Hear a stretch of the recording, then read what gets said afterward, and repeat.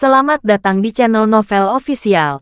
Sebelum kalian mendengarkan novel Pesona Pujaan Hati, jangan lupa like, share, and subscribe. Kalau tidak ku sentil jantung kalian. Hehehehe. Tanpa lama-lama lagi langsung saja kita masuk di alur cerita novelnya. Bab 2911. Melihat Carvalho berkhianat, Falco sangat marah. Menunjuk Carvalho. Dia menyeringai gigi dan mengutuk. Aku tahu kamu bajingan tua yang jahat. Aku seharusnya membunuhmu bersama cicitmu kemarin.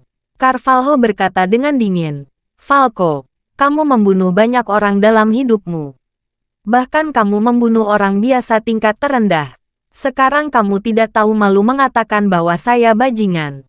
Kamu memang tidak mau bertransformasi. Setelah itu, Carvalho menoleh untuk melihat Charlie, menangkupkan tangannya, dan berkata dengan hormat, Tuan Wade, orang ini telah melakukan banyak kejahatan. Dia pantas mati. Anda sebaiknya membunuhnya langsung pada hari ini. Jangan sampai dia merugikan banyak orang lagi. Falco ketakutan. Melihat wajah dingin Charlie, dia benar-benar ketakutan.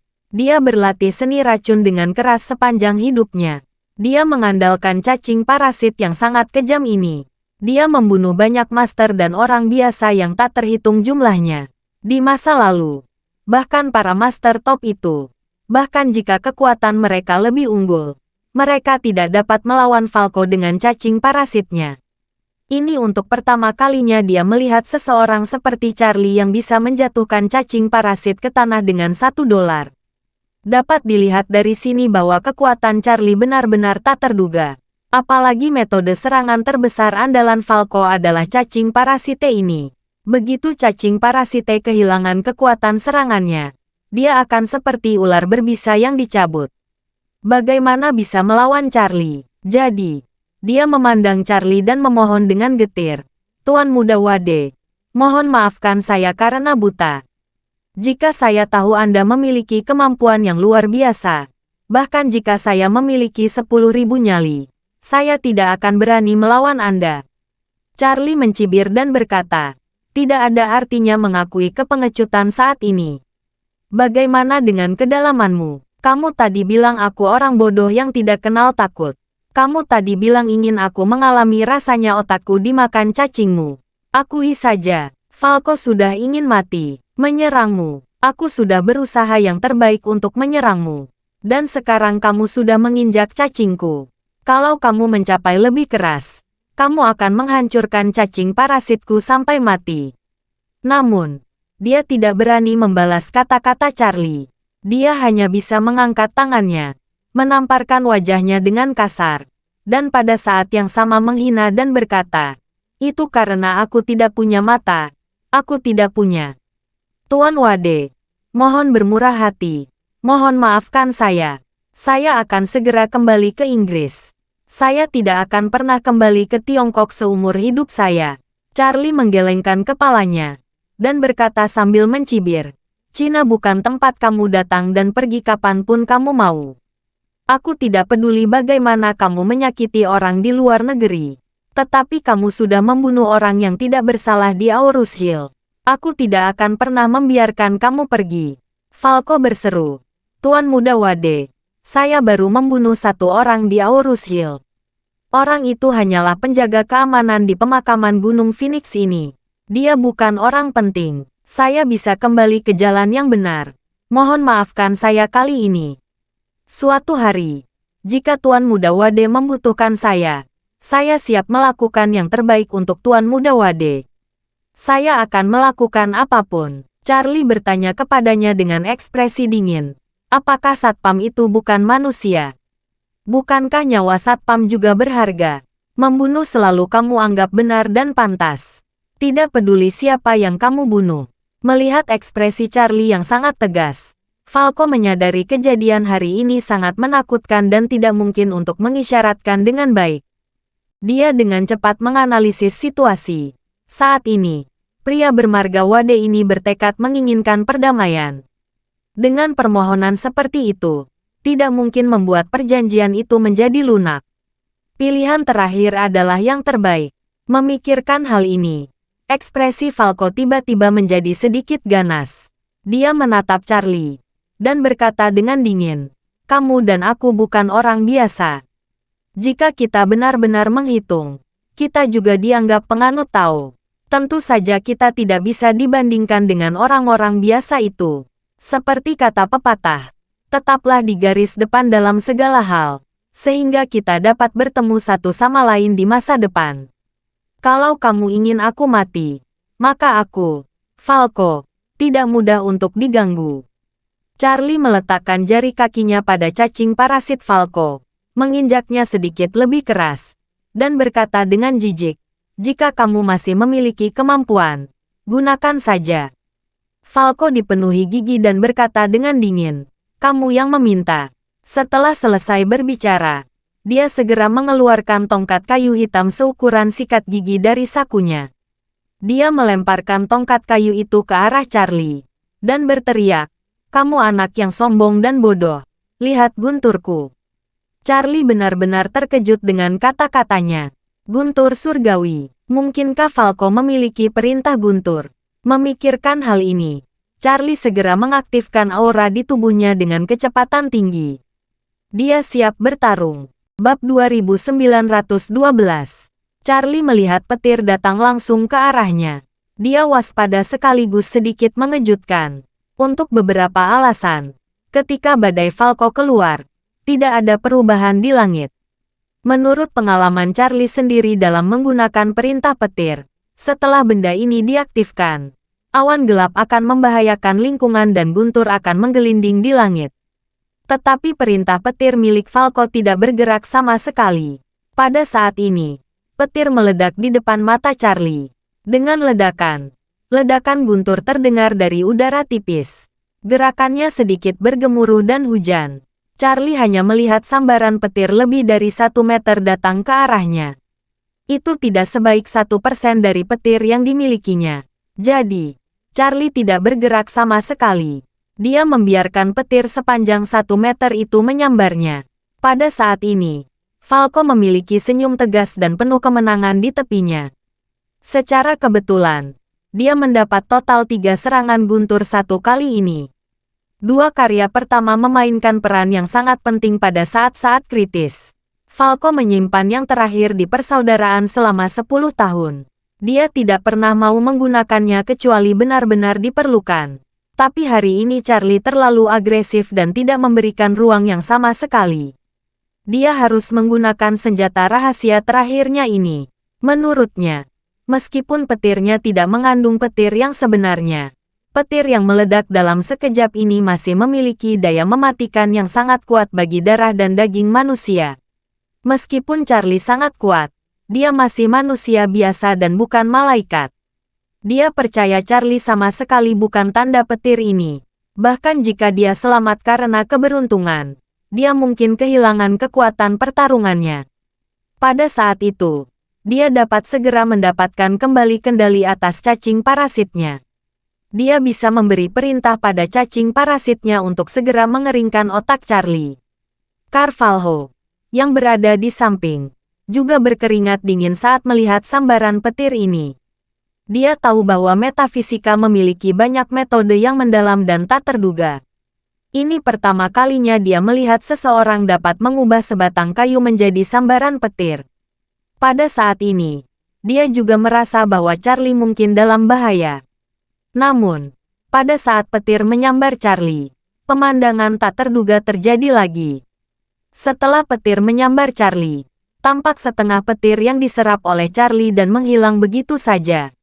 Sedangkan Charlie sendiri, dia masih berdiri dan tidak bergerak. Dia sepertinya tidak memiliki kelainan apapun. Dia tidak terluka sama sekali. Bahkan sengaja menunjukkan senyuman mengejek di sudut mulutnya. Falco tangguh. Dia gemetar ketakutan. Dan bertanya berulang kali. Bagaimana mungkin? Bagaimana mungkin? Kamu tersambar petirku. Kenapa sepertinya tidak terjadi apa-apa? Charlie merentangkan tangannya dan mencibir sinis. Itu karena petirmu bukan tandinganku. Falco sepertinya menginjak-injak, dan berteriak keras. Ini tidak mungkin. Apa yang tidak mungkin? Charlie tersenyum dan berkata, ngomong-ngomong, Aku benar-benar tidak pernah mengira kamu juga memiliki petir. Katakan dengan jujur, dari mana kamu mendapatkan perintah petir itu? Falco bertanya dengan wajah ngeri. Kamu, bagaimana kamu tahu ini perintah petir? Charlie mencibir dan berkata, tentu saja aku tahu, karena aku juga punya. Bab 2913. Apa katamu? Mata Falco melebar. Wajahnya pucat dan panik dan dia bertanya, kamu juga punya perintah petir. Charlie berkata sambil tersenyum. Apakah ini aneh? Kamu boleh memilikinya, tapi aku tidak boleh memilikinya. Falco berseru. Tapi metode pemanggil petir ini sudah lama hilang. Pemanggil petir ini saya digali dari makam Master Metafisika di Dinasti Ming oleh seorang letnan sekolah Mojin saat itu. Selain 3 petir saya belum pernah melihat petir lainnya. Charlie tersenyum dan berkata, tampaknya kamu bukan hanya buruk, tetapi juga sangat bodoh. Petirmu hanyalah produk cacat di mata saya. Bagaimana mungkin ada perintah petir yang hanya dapat digunakan sekali? Kamu hanya dapat menggunakan perintah petir sekali. Itu pun hanya bisa memanggil sambaran petir sekecil itu. Ini sangat memprihatinkan. Charlie mengeluarkan kayu dari dadanya dan berkata sambil tersenyum, ayo, aku akan melihat perintah petirku. Melihat Charlie juga mengeluarkan seonggok kayu dari tangannya, Falco tanpa sadar berkata, apa perbedaan antara milikmu dan milikku? Sama-sama terbuat dari kayu petir. Charlie berkata dengan kesal, ingin melihat perbedaannya. Ayo, akan kutunjukkan sekarang. Setelah selesai berbicara, Charlie tangannya mengangkat kayu perintah etir ke atas kepalanya dan berteriak, petir, datanglah. Begitu kata-kata itu terucap, awan hitam besar berkumpul di langit dengan sangat cepat. Juga ada guntur yang menggelinding di awan gelap. Ini sangat menakutkan. Gumpalan awan sepertinya adalah awal dari badai. Falco langsung ketakutan melihat situasi ini. Seluruh tubuhnya gemetar tanpa sadar dan mengeluh di mulutnya. Bagaimana ini mungkin? Bagaimana ini mungkin? Carvalho juga ketakutan. Dia berdiri di belakang Charlie, mengamati punggung Charlie. Dia bertanya pada dirinya sendiri, bagaimana mungkin pemuda ini memiliki kemampuan yang luar biasa? Mungkinkah dia adalah eksistensi yang lebih tinggi dari seorang prajurit? Orang seperti itu, bukankah orang seperti itu menghilang dalam catatan sejak dinasti Tang? Pada saat yang sama, Charlie memegang petir, memandang Falco seolah-olah dia adalah semut. Charlie bertanya dengan suara dingin, Falco, hari ini aku akan menghukummu dengan kematian. Apakah kamu siap? Ditemani suara guntur yang menggelegar di telinga. Falco sangat ketakutan sehingga dia berdiri diam di belakang. Dia tidak tahu bagaimana harus menanggapinya. Melihat dia tidak berbicara, Charlie menunjuk ke mobil yang dikendarai Falco. Dengan kerasnya, petir jatuh dari langit dan langsung menghantam mobil. Seluruh mobil meledak dalam sekejap. Seluruh bagiannya berserakan di mana-mana, dan nyala api menyembur ke langit. Kali ini, Falco benar-benar terkejut. Kakinya lemas, dan dia tergeletak di tanah. Dia merasakan kandung kemihnya mengendur, dan dia mengencingi selangkangannya dalam sekejap. Carvalho juga ketakutan dan jantungnya berdebar kencang. Dia ingat apa yang dia lakukan dan berkata bahwa dia menolak untuk bekerja sama dengan Charlie sebelumnya. Dia bahkan lebih ketakutan di dalam hatinya, karena takut Charlie juga tidak akan memaafkannya. Jika Charlie tidak memaafkannya, dengan kekuatan, dia dapat menghapus dirinya dalam sekejap. Melihat Falco berlutut dan ketakutan, Charlie bertanya lagi dengan suara dingin. Falco, izinkan saya bertanya lagi. Hari ini saya akan menghukum mati kamu. Apakah kamu siap? Falco menangis terisak-isak, dan tercekik kesakitan seperti anak kecil. Saya menerima, saya hanya berharap Anda mengampuni nyawa anjing saya. Mulai hari ini saya bersumpah, saya akan mengikuti Anda sebagai pelayan sepanjang hidup saya. Saya tidak akan pernah ragu untuk melakukan apapun. Saya mohon Tuan untuk berbelas kasih. Saya mohon Tuan untuk berbelas kasih. Charlie sedikit tersenyum. Tidak ada belas kasihan. Dan aku tidak membutuhkan orang seperti kamu menjadi pelayanku. Setelah itu, dia melihat cacing parasit yang bernafas di bawah kakinya. Dan bertanya sambil mencibir. Saya ingin tahu apakah kamu pernah mendengar ungkapan mengundang seseorang ke dalam guci. Wajah Falco menjadi pucat karena ketakutan. Mengundang seseorang masuk ke dalam guci. Bagaimana mungkin dia tidak tahu kiasan ini? Seorang pejabat kejam yang menyiksa orang dalam guci yang dibakar. Namun tidak disangkanya bahwa pada akhirnya dia juga masuk ke dalam guci itu. Bab 2914. Terus terang. Itu adalah menyiksa seseorang dengan cara yang sama seperti yang dilakukan seseorang. Dia sangat ketakutan. Takut Charlie juga akan membuat lubang besar di atas kepalanya. Satu-satunya penghiburan adalah Charlie tidak tahu seni membesarkan cacing parasit. Dan dia tidak memiliki cacing parasit. Kalau saja Charlie memilikinya, cacing itu akan menggigit ubun-ubuni dan memakan otaknya. Dia akan sangat menderita sebelum dia mati. Ini adalah menyelami 18 lapis neraka. Jadi, dia menangis dan memohon.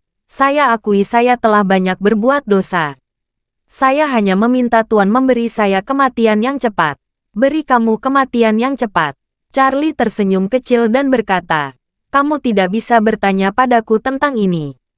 Kamu harus bertanya pada bayi ulat sutramu. Dengan mengatakan itu, Charlie menginjak parasite yang bernafas dengan jari kakinya. Falco panik untuk sesaat. Dia menganggap Charlie hanya menakut-nakuti dirinya sendiri.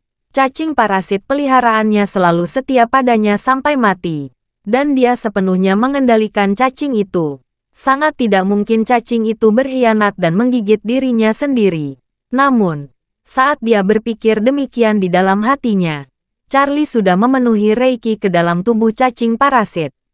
Segera setelah itu, Falco melihat cacing parasitnya yang sudah nafasnya telah dihancurkan oleh Charlie. Tiba-tiba sepertinya telah disuntik dengan darah ayam. Dan tiba-tiba kembali ke keadaan paling gemuk dan paling energik. Setelah itu, Charlie menendang parasit-parasit ke arah Falco. Charlie memberi perintah dengan suara dingin. Makan dia. Cacing parasit terbang menuju Falco. Mulut yang sekeras besi sudah terbuka. Falco terkejut. Dia buru-buru membuat gerakan jari. Dan berteriak pada cacingnya. Sayang, cepat kembali. Falco merasa bahwa dia telah bergantung pada cacing ini selama beberapa dekade. Cacing parasite ini tidak mungkin kembali melawannya. Oleh karena itu, dia berpikir untuk segera mengambil alih kembali cacing parasit yang vitalitasnya pulih dengan cepat. Dia akan menggunakannya untuk melawan Charlie sampai mati. Bagaimanapun, situasi dirinya ini seperti binatang buas yang terperangkap. Jika dia ingin bertahan hidup, dia harus bertarung keras dengan Charlie. Tidak ada pilihan lain, tapi yang tidak dia duga adalah ketika dia menggerakkan jarinya, cacing parasitnya sepertinya tidak tahan sama sekali. Dia terus terbang ke atas kepalanya dalam sekejap mata. Dia merasakan tubuh putih dan gemuk parasitnya jatuh di atas kepalanya. Dia tanpa sadar mengulurkan tangannya, mencoba mengusir cacing itu dari kepalanya seperti orang gila. Namun, saat kedua tangan mencapai bagian atas kepala, dia merasakan sakit yang tajam, disertai bunyi klik yang tajam. Tangan di sekitarnya benar-benar jaminan dari pergelangan tangan oleh cacingnya sendiri. Melihat jari tangan jatuh dari atas kepalanya ke kakinya, emosi Falco tiba-tiba runtuh. Dia berteriak kesakitan. Ah, tanganku. Tapi begitu kata-kata itu keluar, ada suara klik lagi. Cacing parasit turun lagi dalam sekejap, langsung menggigit pergelangan tangan kirinya. Tangan kiri berdarah jatuh dari atas kepala, mengenai tangan kanan, dan terpental. Falco memandangi dua jari berdarah itu, dan berteriak dengan putus asa. Jangan bunuh aku, jangan bunuh aku. Begitu kata-kata itu terucap, dia merasakan ledakan rasa sakit yang luar biasa di ubun-ubun kepalanya. Segera setelah itu, seluruh sarafnya menjadi sangat sensitif. Dia bahkan bisa merasakan embusan angin dingin yang menyampaikan langsung ke otaknya. Bab 2915. Angin dingin yang bertiup dari ubun-ubunnya membuat Falco mengoceh hebat. Yang terjadi selanjutnya adalah perasaan yang 10.000 kali lebih menyakitkan daripada perasaan sakit leher terputus. Ini karena racun yang dikeluarkan oleh cacing parasit benar-benar menakutkan.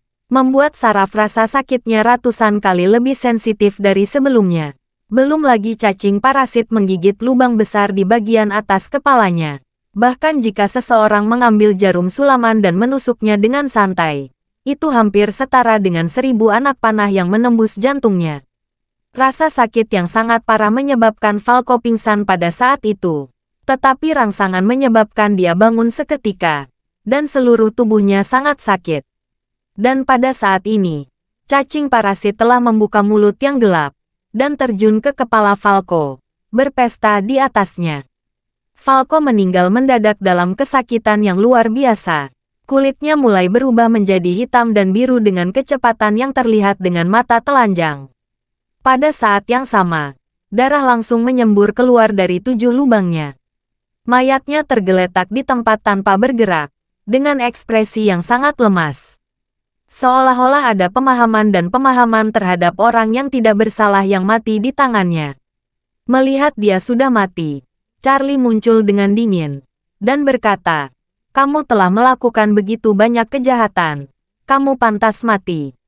Pada saat ini, Carvalho di samping berkata dengan nada menyanjung, "Tuan Muda Wade, karena Anda dapat mengendalikan cacing parasitnya, Anda harus menaklukkannya.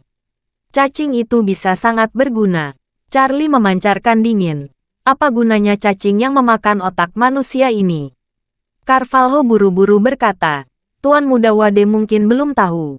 Cacing parasite ini adalah harta yang telah disimpan oleh Falco setidaknya selama 20 atau 30 tahun.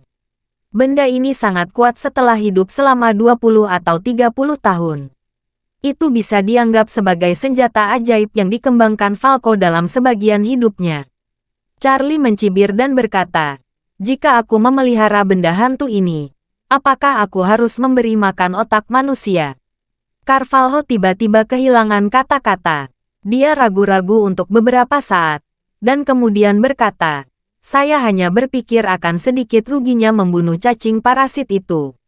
Charlie berkata dengan jijik, Charlie, belum jatuh ke titik di mana aku harus bergantung pada hal semacam ini." Saat dia berbicara, dia memegang kayu petir di tangannya dan berteriak, "Petir, datanglah." Segera setelah itu, petir lain turun, dan langsung menghantam kepala Falco. Dalam sekejap, Falco, bersama dengan cacing parasit peliharaannya, semuanya menjadi bubuk. Embusan angin bertiup, dan abu yang berasal dari tubuh Falco langsung musnah dan benar-benar hilang di udara. Carvalho menatap semua ini dengan heran, dan menghela nafas dan merasakan lega di dalam hatinya. "Hari ini, saya benar-benar menyaksikan keajaiban. Tuan Muda Wade ini memang orang dengan kekuatan supernatural yang hebat. Tidak heran dia punya cara untuk membuat Chandler Leonard 20 tahun lebih muda. Dia memiliki kekuatan gaib yang begitu hebat yang dapat memanggil guntur surgawi dan membuat orang menjadi lebih muda." Charlie memandang Carvalho saat ini, dan berkata dengan acuh tak acuh, "Kamu telah melakukan perbuatan baik karena membantuku menangkap Falco. Tetapi kamu licik dan terlalu mementingkan diri sendiri. Kamu juga membantu musuhku datang ke Aorus Hill untuk menemukan keberadaanku. Tidak cukup untuk mengimbangi semua kesalahan. Jadi mulai sekarang, saya akan menempatkan Anda dan Mike sebagai penjaga rumah di Aorus Hill. Saya akan membiarkan Anda pergi setelah saya menyingkirkan Cat Van."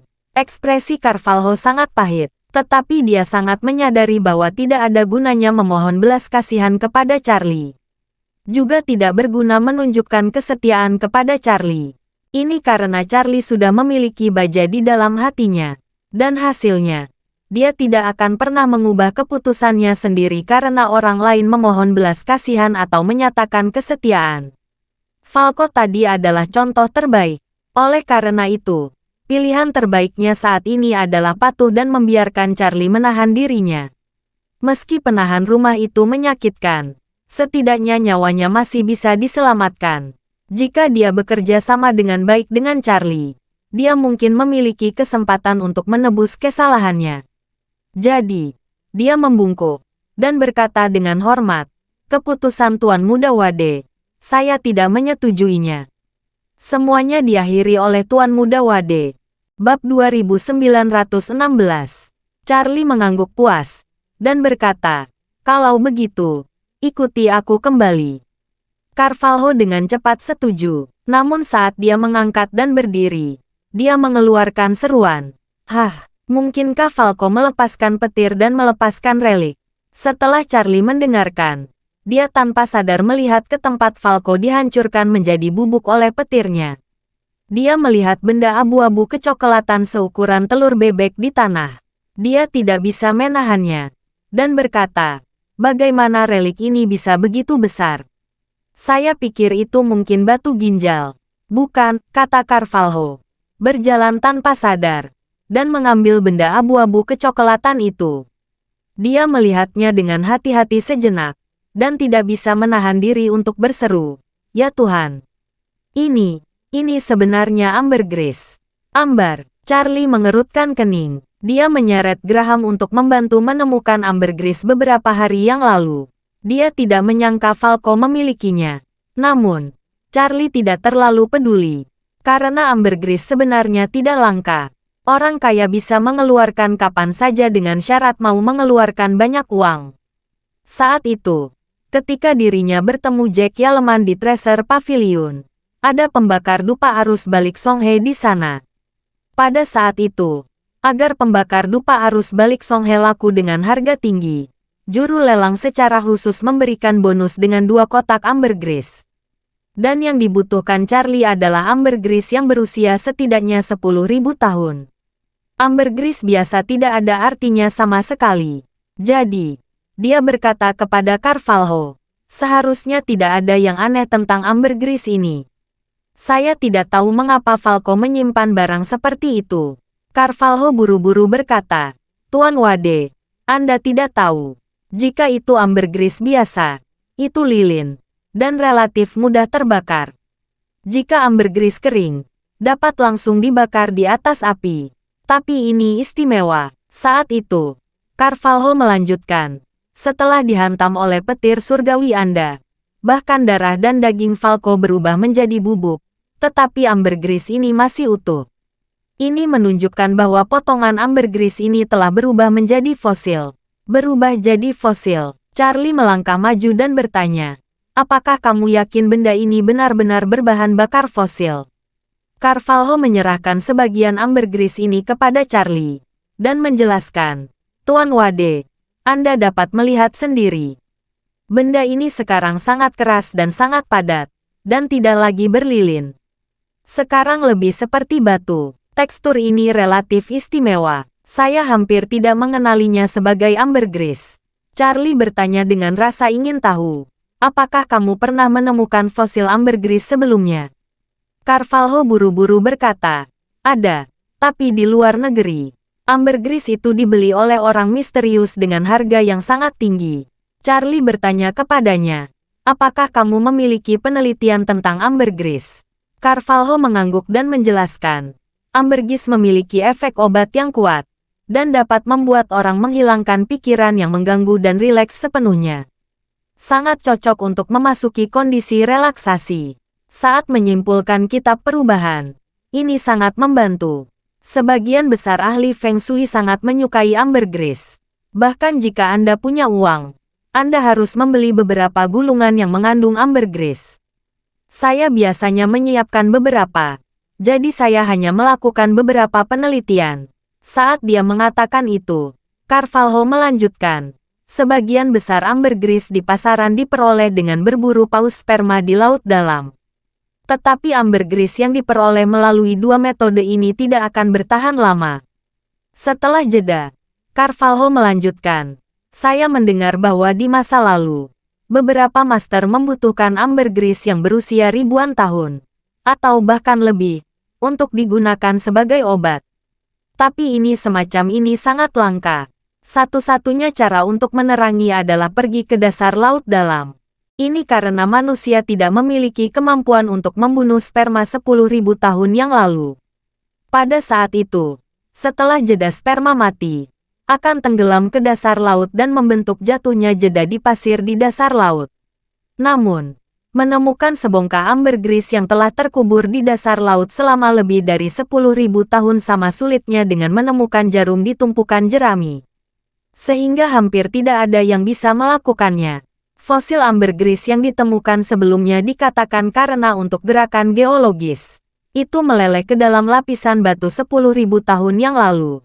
Dan tidak muncul kembali sampai beberapa tahun yang lalu. Charlie sangat gembira. Jika ambergris ini benar-benar dapat mencapai tingkat fosil, maka seharusnya memiliki sejarah setidaknya puluhan ribu tahun.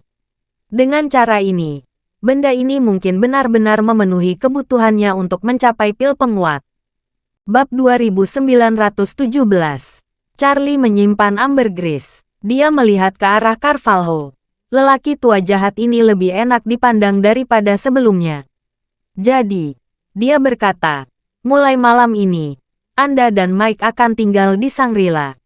Saya akan meminta seseorang menyiapkan kamar untuk Anda, serta memberi Anda makan 3 kali sehari dan kebutuhan sehari-hari lainnya. Namun saya tidak mengizinkan Anda berkomunikasi dengan dunia luar untuk saat ini, apalagi meninggalkan Shangri-La. Charlie menambahkan, ini juga solusi terbaik yang bisa saya berikan kepada Anda. Percayalah, Shangri-La jauh lebih nyaman daripada memelihara anjing. Carvalho tidak berani merasa tidak puas. Dia sujud dan berkata, saya akan mematuhi perintah Tuan Muda Wade. Charlie mengangguk dan menelepon Ishak. 10 menit kemudian, Ishak datang dengan helikopter. Ishak meninggalkan 2 anak buahnya untuk menangani taksi Charlie, lalu mengantar Charlie dan Carvalho menjauh dari Gunung Phoenix. Setelah mengantar Charlie kembali ke Villa Elite Thompson, Ishak membawa Carvalho kembali ke Shangri-La. Dia menyiapkan sebuah kamar di wilayah administrasi tertutup, dan mengatur agar dia dan Mike masuk. Pada saat yang sama, ponsel mereka juga terputus, dan telepon kamar terputus. Memutuskan semua kontak dengan dunia luar. Setelah Charlie kembali ke rumah, dia menyimpan ambergris di ruang penyimpanan bawah tanah. Setelah semua bahan obat lainnya disiapkan, dia dapat meluangkan waktu untuk mulai menyiapkan pil penguat. Keesokan paginya, ada gunjingan baru di Aurus Hill. Konon tadi malam, tiba-tiba petir menyambar pemakaman Gunung Phoenix. Seseorang berkata dengan pasti bahwa petir menyambar sebuah mobil, dan pengemudi mobil itu tercabik-cabik menjadi abu. Beberapa orang juga mengatakan bahwa guntur dan kilat malam tadi adalah hukuman bagi hantu yang telah membunuh orang sebelumnya. Beberapa orang bahkan mengatakan bahwa pemakaman Gunung Phoenix dirampok tadi malam. Bagaimanapun, segala macam pernyataan spekulatif muncul tanpa henti. Namun, Charlie tidak memerhatikan ini lagi. Dia memiliki janji bertemu dengan Autumn di M Grand Group. Jadi dia mengantar Claire ke lokasi pembangunan M Grand Hotel lebih awal, dan pergi ke M Grand Group sendirian. Doris sudah lama menunggu di sini. Musim gugur adalah orang pertama yang tiba di M Grand Group. Setelah mengungkapkan identitasnya, dia langsung diundang ke kantor Doris. Doris belum mengenal Autumn, namun dia sudah tahu bahwa dia adalah tangan kanan Charlie. Dan dia juga satu-satunya putri Profesor Hart dari Universitas Keuangan dan Ekonomi Aurus Hill. Oleh karena itu, ketika dia melihat musim gugur, dia sangat antusias. Bagaimanapun, keduanya akan bekerja untuk Charlie di masa depan. Meskipun ada perbedaan di antara keduanya, dan mereka tidak berada di tempat yang sama. Di masa depan, mereka akan bertanggung jawab atas bagian bisnis masing-masing. Tetapi Doris masih berharap untuk menjalin hubungan yang baik dengannya dan berusaha menjadi tangan kanan Charlie bersamanya. Meskipun Autumn lulus dari universitas top dunia, dia masih belum memiliki pengalaman praktis yang cukup. Melihat Doris, wanita kuat yang secara bertahap menjadi bos perusahaan dengan nilai pasar 100 miliar sendirian, Autumn sangat menghormatinya. Dia benar-benar tidak menyangka bahwa Doris masih sangat muda. Doris juga terkejut dengan keindahan musim gugur. Setelah mengundangnya ke kantor dengan antusias, dia bertanya sambil tersenyum, "Kapan Nona Hart kembali ke Cina?" Autumn menjawab, saya baru saja kembali beberapa hari yang lalu.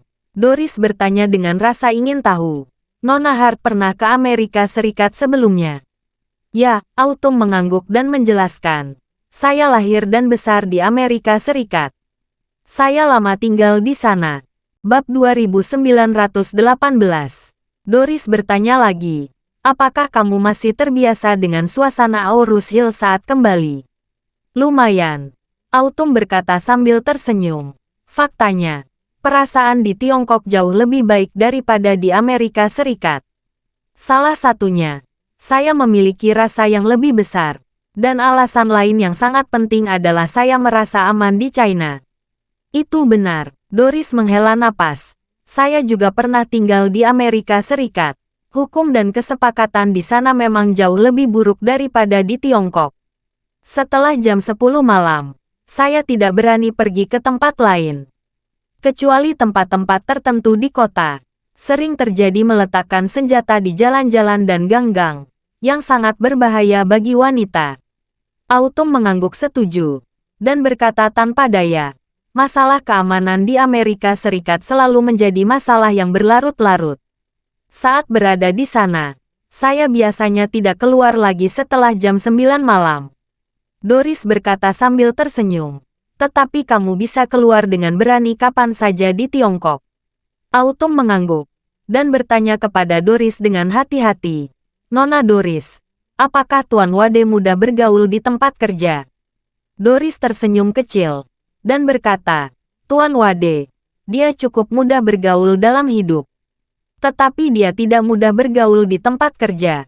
Benarkah? Musim gugur tiba-tiba sedikit gelisah, dan buru-buru bertanya. Dia tidak mudah bergaul karena dia terlalu ketat dengan persyaratan kerja. Doris menolak dan tersenyum, dan berkata, tidak, sebaliknya. Tuan muda tidak mudah bergaul di tempat kerja adalah karena dia benar-benar seorang pemilik toko yang lepas tangan di tempat kerja. Setelah memberikan pekerjaan kepada orang-orang di bawah, dia tidak akan muncul selama beberapa bulan. Kamu tidak akan diberi kesempatan untuk berkumpul dengannya di tempat kerja yang sama sekali. Itulah mengapa saya mengatakan tidak mudah bergaul dengannya di tempat kerja. Autumn awalnya merasa lega, tetapi ketika mendengar arti dari kata-kata ini, dia merasa sedikit kecewa, dan berpikir, jika saya tidak melihat Charlie dalam beberapa bulan ke depan, dan Charlie tidak peduli situasi kerja saya akan sulit bertemu dia. Saat Autumn berpikir, seseorang mengetuk pintu, dan seorang wanita berkata, Nona Yang, Tuan Wade sudah di sini. Sekretaris Doris yang berbicara. Sekretaris Doris tidak mengetahui identitas asli Charlie. Dia hanya tahu bahwa Charlie adalah tamu terhormat Doris. Setiap kali dia datang ke M Grand Group, Doris sangat mementingkan hal itu. Jadi setelah Charlie datang, dia segera membawa Charlie datang sendiri. Begitu dia mendengar Charlie sudah datang, Doris berdiri dengan tergesa-gesa, berjalan cepat ke pintu dan membuka pintu kantor. Dia menatap Charlie, dan berkata dengan sangat hormat, Tuan Wade, Anda di sini. Silakan masuk. Charlie sedikit mengangguk, dan berjalan masuk. Doris buru-buru memerintahkan sekretarisnya, saya tidak akan menerima tamu. Semua pertemuan dan kunjungan ditunda sementara waktu. Tetapi jika Nona Moore yang datang, bawa dia langsung ke kantor saya. Sekretaris segera mengangguk. Oke, Direktur Yang, saya mengerti. Charlie memasuki kantor saat ini, dan melihat Autumn berdiri di tepi sofa di area resepsionis. Dia bertanya kepadanya, musim gugur, kenapa kamu tidak duduk? Autumn berkata dengan sedikit malu-malu, Tuan Wade, Anda duduk dulu, lalu saya duduk. Charlie mengulurkan tangannya. Kamu tidak harus terlalu kaku di depanku. Alami saja, cepat duduk. Autumn mengangguk, dan dengan hati-hati duduk di sofa lagi. Pada saat ini, Doris juga menutup pintu dan berjalan mendekat, berkata dengan hormat, Tuan, apakah Anda ingin minum? Air putih saja, kata Charlie dengan santai. Doris segera menuangkan segelas air untuk Charlie, lalu duduk di seberang Charlie, dan berkata sambil tersenyum, Tuan, Sebelum Anda datang, saya baru saja berbicara tentang Anda dengan Nona Hart. Oh, benarkah? Charlie tersenyum dan bertanya. Apa yang kalian bicarakan tentang aku? Bab 2919. Autumn merasa sedikit malu ketika dia mendengar pertanyaan Charlie. Dia tidak ingin Charlie tahu bahwa dia baru saja bertanya kepada Doris tentang seberapa baik dia bergaul. Doris juga termasuk tipe wanita dengan kecerdasan emosional yang sangat tinggi. Dia sedikit tersenyum dan berkata kepada Charlie, "Kami berdua baru saja berbicara tentang pekerjaan masa depan kami. Lagi pula, kami akan bekerja sama di perusahaan Anda. Kami dapat berkomunikasi satu sama lain dalam banyak hal." Saat dia mengatakan itu, dia memandang Autumn dan berkata, "Tuan, Nona Hart baru saja kembali ke China. Dan dia akan menerima bisnis baru dari awal. Anda harus memberikan beberapa petunjuk dan membantu agar bisnis ini bisa segera berjalan lebih cepat dan lancar." Charlie tidak terlalu banyak berpikir. Dia mengangguk ringan dan berkata dengan serius, "Itu pasti. Saya pribadi sangat mementingkan bisnis ini. Begitu bisnis ini dimulai, saya pasti akan mencurahkan lebih banyak energi untuk itu." Musim gugur tiba-tiba terasa sedikit manis lagi. Menurut apa yang dikatakan Charlie, masih ada banyak kesempatan untuk bertemu dengannya. Saat ini, Doris bertanya lagi, "Tuan, apakah Anda memiliki gagasan khusus tentang bisnis pelayaran laut? Misalnya, dari mana kita harus memulai?"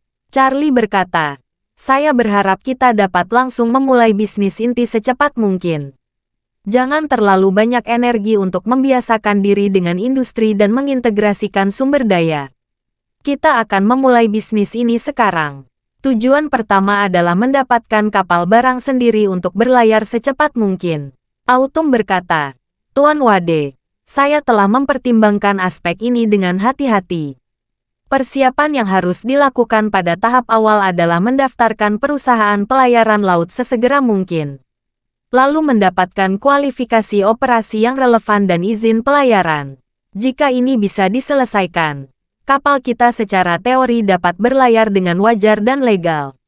Saat dia mengatakan itu, dia melanjutkan, "Tetapi karena kapal kita mulai dari awal dan kita tidak memiliki kargo dan dermaga, kita harus secara bersamaan mengintegrasikan beberapa kapal dan sumber daya terkait pelabuhan saat melakukan persiapan awal.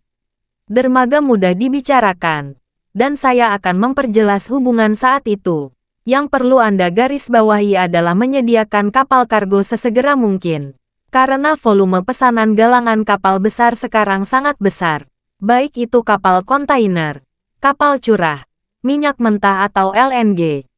Untuk kapal gas cair, dibutuhkan setidaknya 1 tahun dari pemesanan hingga pengiriman kapal." Charlie mengangguk dan berkata, "Dalam hal ini, saya berencana membuat 2 persiapan. Persiapan pertama adalah memesan kapal galangan besar di dalam dan luar negeri. Mintalah mereka mulai mengatur produksi kapal untuk kita. Persiapan kedua menghubungi beberapa perusahaan penyewaan kapal dan membangun armada pengiriman utama." Autumn berkata, "Saya sudah mulai mempersiapkan ini. Saya sudah mulai memiliki pemahaman yang mendalam tentang perusahaan penyewaan kapal terbesar di China. Saya dapat menghubungi mereka dengan rencana penyewaan yang relevan kapan saja. Saya pikir, persiapan awal adalah 5 kapal barang. 5 kapal barang ini akan berlayar di rute utama dunia dan prosedur docking pelabuhan."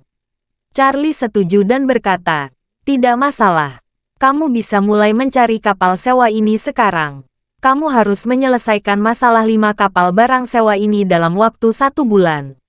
Bisnis kita dapat segera dimulai setelah kapal barang tiba." Charlie berkata lagi, "Jasmine dan Nanako akan datang juga. Kita bisa membahas tentang bisnis transportasi. Banyak sumber daya pelabuhan keluarga Ito yang bisa terhubung dengan kita." "Hebat," Autumn berujar. "Dengan cara ini, sebelum perusahaan kita mendaftar, kita dapat menegosiasikan bisnis terlebih dahulu. Jika kualifikasi terpenuhi dan terselesaikan, kami dapat segera menjalankan bisnis ini." Setelah itu, Autumn bertanya lagi, "Ngomong-ngomong, Tuan Wade, saya ingin bertanya. Berapa banyak modal awal yang sebenarnya Anda siapkan untuk bisnis pelayaran laut ini? Autumn sangat memahami logika dasar kebanyakan pebisnis. Selama mereka keluar untuk berbisnis, hampir semuanya memiliki beberapa ciri umum. Yang pertama adalah hampir semua orang melebih-lebihkan investasi dan cadangan modal mereka. Seseorang menyumbangkan 500.000 yuan untuk membuka toko. Ketika seseorang bertanya tentang investasi desainnya, dia pasti akan menambahkan persentase tertentu ke dasar ini. Di satu sisi demi muka, di sisi lain juga untuk menaikkan ambang masuk industri ini. Yang kedua adalah impian terbesar hampir semua pebisnis adalah menjadi serigala putih tangan kosong. Bagi seorang pebisnis, serigala putih tangan kosong adalah puncak pencapaian bisnis. Karena hanya serigala putih tangan kosong yang dapat mencapai jaring keuntungan absolut. Bab 2920. Autumn belum tahu berapa banyak uang yang bisa dikeluarkan Charlie untuk menjalankan bisnis ini. Pada saat ini, Charlie berpikir sejenak dan berkata, pada tahap pertama, saya akan mulai dengan 5 miliar dolar AS sebagai modal awal.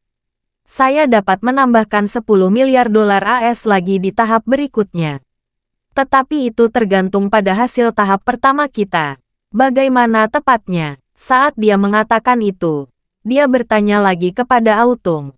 Menurut kamu, apakah 5 miliar dolar AS cukup untuk tahap pertama? Autumn berkata tanpa ragu. Cukup, sudah pasti cukup.